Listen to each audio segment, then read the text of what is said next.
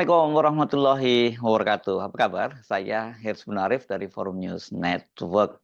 Festival makanan non halal yang dilaksanakan di Kota Solo sempat menimbulkan kehebohan. Dewan Syariah Kota Surakarta, ini sebuah ormas Islam di Kota Solo, sempat mempersoalkan pelaksanaan festival itu yang dianggap dilakukan secara mencolok dan promosinya berupa alat-alat peraga yakni baliho-balihonya dan juga kampanye di media sosialnya yang dianggap terlampau mencolok dan itu bisa mengganggu ketenangan umat Islam terutama yang ada di Kota Solo.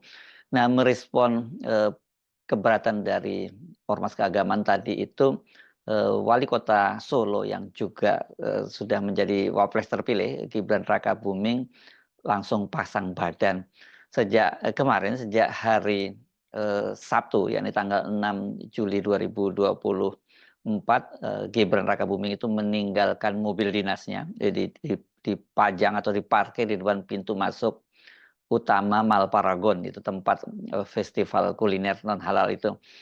Mobilnya ini berplat AD1, plat merah gitu, yang dicat berwarna-warni. Marketing Communication Solo Paragon Mall ini yang menjadi lokasi dan juga sekaligus penyelenggara kegiatan Veronica Lahaji mengaku dia dihubungi oleh ajudan Gibran. Mobil Mas Gibran ini akan di-standby-kan di acara pecinan Nusantara Solo itu katanya sejak tadi pagi, yakni maksudnya tadi pagi itu hari Sabtu kemarin tanggal 6 Juli sampai tanggal 7 Juli 2024 hari ini ya ketika acara itu akan berakhir. Jadi menurut Veronica ya orang Solo sudah tahu apa maksud tujuannya dengan menempatkan mobil dinas atau memarkir mobil dinas Gibran Rakabuming di lokasi. Ini gaya Gibran berkomunikasi menyampaikan pesan bahwa acara tersebut dia pantau atau dia jaga ya kita lebih tepatnya dia pasang badan jangan sampai ada yang mengganggu acara tersebut. Ini karena sudah berapa kali nih Gibran itu melakukan pola komunikasi politik seperti ini dia mobil dinasnya itu ditinggalkan di lokasi-lokasi yang dinilai bermasalah. Ini saya baca di media ini di CNN disebutkan pertama kali itu Gibran meninggalkan mobilnya di kantor Kelurahan Gajahan itu setelah salah satu warga mengeluhkan pungutan liar dari pihak kelurahan. Jadi dengan ditaruh di situ, kira-kira pesannya Gibran kepada kelurahannya jangan macam-macam. Saya sebagai wali Solo langsung mengawasi peristiwa ini gitu ya.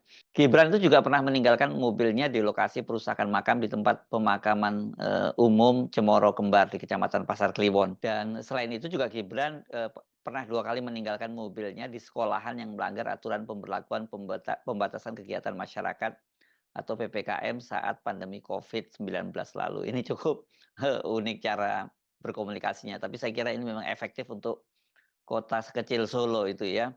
Dan kalau sekarang Gibran itu meninggalkan mobil dinasnya mulai dari kemarin hari Sabtu tanggal 6 Juli sampai hari ini sampai festival ini akan berakhir, ya ini berarti dia juga mengingatkan siapa pun juga yang akan macam-macam begitu itu berhadapan dengan dia ya.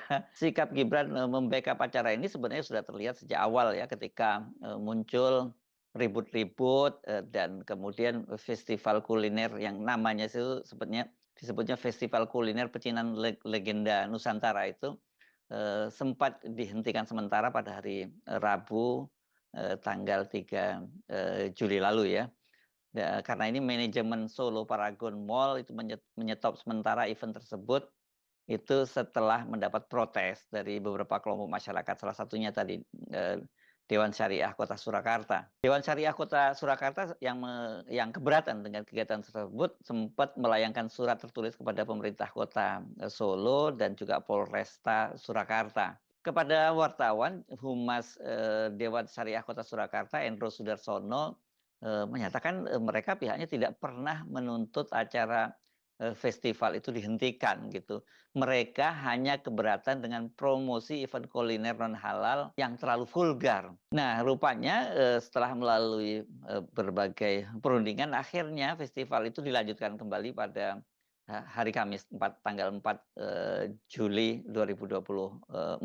Dan kali ini penyelenggara menerapkan pembatasan yang cukup ketat gitu, misalnya tidak lagi ada baliho-baliho yang mencolok, kemudian lokasinya juga ditutup dengan kain hitam. Dan ini tidak, karena ini kan dilaksanakan di sebuah mall gitu yang biasanya tempat orang ya berkunjung ke situ mau berbelanja. Jadi kemudian ditutupnya dengan kain hitam itu tidak hanya dari bawah tapi juga termasuk dari atas, sehingga ini kan ini lokasinya di lantai 1, jadi tidak terlihat dari lantai 2.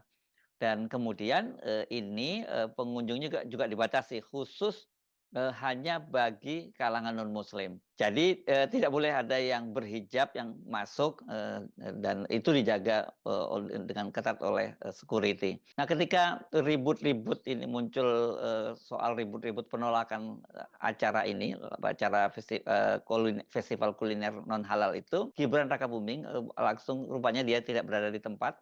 Dia memberikan disposisi kepada Wakil Wali Kota Teguh Prakosa untuk memantau ya event kuliner non halal itu, dan dia meminta Teguh untuk berkoordinasi dengan Forkompinda ya, Forum Komunikasi Pimpinan Daerah serta Kementerian Agama. Surat Pak Wali, maksudnya Gibran ini berupa disposisi baru hari ini. Terus untuk saya suruh memantau, maka saya akan koordinasi dengan Pak Kapolres, Pak Dandim, FKUB, MUI, terus Dewan Masjid Indonesia, satu lagi Kementerian Agama. Malam ini di rumah dinas saya akan dilaksanakannya ya. Itu kata dia seperti itu ya, kata Wakil Wali Kota Solo Teguh Prakosa hari Kamis kemarin tanggal 4 Juli 2024. Dan pada hari itu juga sebenarnya acara itu kan sudah dibuka kembali. Pemerintah Kota Solo, kata Teguh Prakosa, memantau apakah ada kesalahan pada judul acara tersebut atau tidak, dan tapi dia juga mengingatkan dia tidak ingin di Indonesia yang merupakan negara demokrasi ini ada yang merasa menjadi minoritas. Ini maksudnya tentu saja penyelenggara kegiatan ini, karena ini yang menyelenggarakan adalah komunitas etnis Cina ya.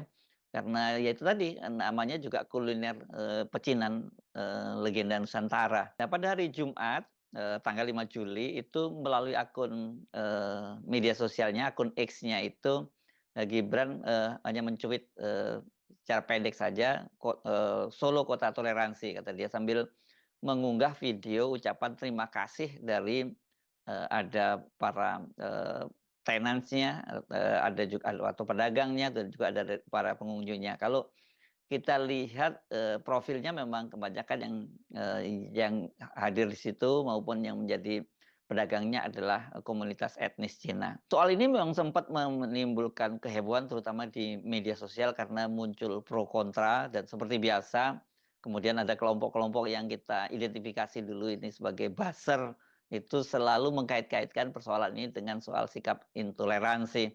Padahal seperti dikatakan oleh Humas Dewan Syariah Kota Surakarta tadi, Endro Sudarsono, mereka sama sekali tidak pernah minta untuk acara itu dihentikan. Yang mereka inginkan adalah agar tadi itu promosinya tidak terlampau mencolok, terutama di juga media sosial, karena itu bisa menimbulkan perasaan tidak nyaman dari kalangan umat Islam gitu. Soal-soal begini saya kira memang sensitif, tetapi kita tahu Kota Solo ini memang cukup unik ya dari sisi soal semacam ini, karena salah satunya misalnya Sengsu di sana ya, sate anjing itu juga sangat terkenal di Kota Solo, dan termasuk salah satu kota yang mengkonsumsi daging anjing cukup tinggi di Indonesia. Dan ini kita dengan mudah menemukan di seantero Kota Solo, walaupun mayoritas tetap saja Solo itu adalah penduduknya beragama Islam, dan juga gerakan-gerakan Islam garis keras di sini kan juga cukup banyak. Misalnya kita tentu ingat di sini ada pesantrennya Abu Bakar Bashir gitu, yang ada yang walaupun tidak di tengah kota Solo tapi ini masuk wilayah Solo. Jadi kalau kita lihat sejarahnya juga memang gerakannya seperti itu.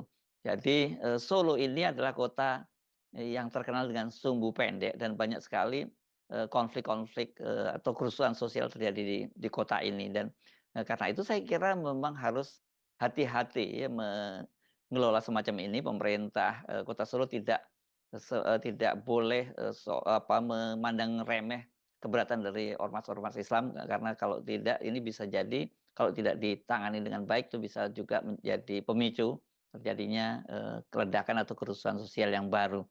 Nah, sejauh ini, kelihatannya situasinya sudah kondusif, dan rencananya hari ini akan ditutup festival, non halal itu.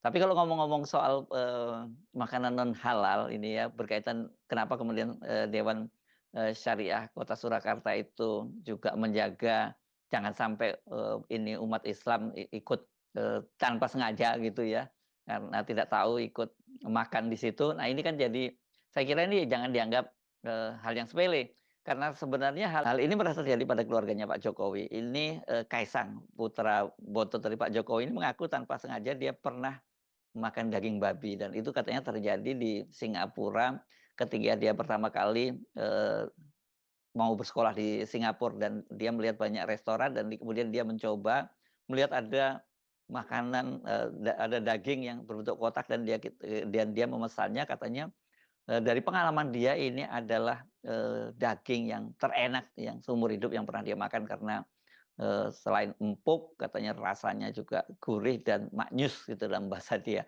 Dan, karena merasa enak katanya dia, berniat untuk membungkus makanan itu untuk dibawa pulang. Tapi sebelum, dia memesan, makanan tambahan itu dia kemudian bertanya pada, pedagangnya dan diberitahu bahwa itu makanan babi. Nah setelah itu katanya dia kemudian, menyesal luar biasa dan mencari, masjid terdekat ini untuk semacam apa, bukan pertobatan ya, karena ini tidak sengaja gitu. Dia ya untuk membersihkan diri karena dia menyesal tanpa sengaja makan daging babi. Nah, saya kira hal-hal semacam ini juga jangan sampai terulang dalam kasus yang terjadi di Solo ya. Untuk itu saya kira nggak jangan kemudian terus dibenturkan dengan bahwa ini adalah kelompok radikal yang tidak menjunjung tinggi, toleransi. Karena stigma-stigma semacam itu juga, dampaknya, akan sangat buruk dan bisa menimbulkan konflik dan yang tadi dipersoalkan adalah adanya antara kelompok mayoritas dan kelompok minoritas tadi. Saya Arsy Munarif dari Forum News Network, sampai jumpa lagi. Wassalamualaikum warahmatullahi wabarakatuh.